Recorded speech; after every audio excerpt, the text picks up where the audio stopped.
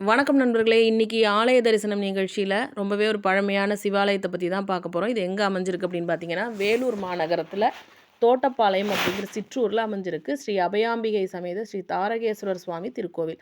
இதை பற்றி தான் இன்றைக்கி பார்க்க போகிறோம். இங்கே வந்து சமீப காலத்தில் திருப்பணிகள் நல்லா நடந்திருக்கிறதா சொல்கிறாங்க.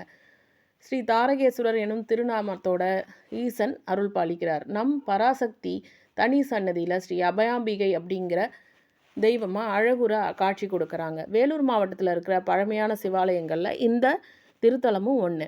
இங்கே உள்ளூர் மக்களை தவிர வெளியூர் பக்தர்கள் அதிகமாக அறியப்படாத இந்த கோவிலை பற்றி தான் இன்றைக்கி பார்க்குறோம். இதில் என்ன சிறப்பு அப்படின்னா, வாஸ்து தொடர்பான தோஷங்கள் நீங்கிறதுக்காகவும் வாஸ்து ஹோமங்கள் செய்கிறதுக்காகவும் உள்ளூர்லேருந்து வெளியூர்லேருந்தும் நிறைய மக்கள் வந்து இங்கே வராங்க. அண்டை மாநிலங்கள்லேருந்து இங்கே வந்து வழிபட்டுட்டு போகிறாங்க. வேலூர் மாநகரத்துலேருந்து பழைய பேருந்து நிலையத்திலேருந்து சுமார் 2 கிலோமீட்டர் தொலைவில் தான் இந்த கோவில் அமைஞ்சிருக்கு.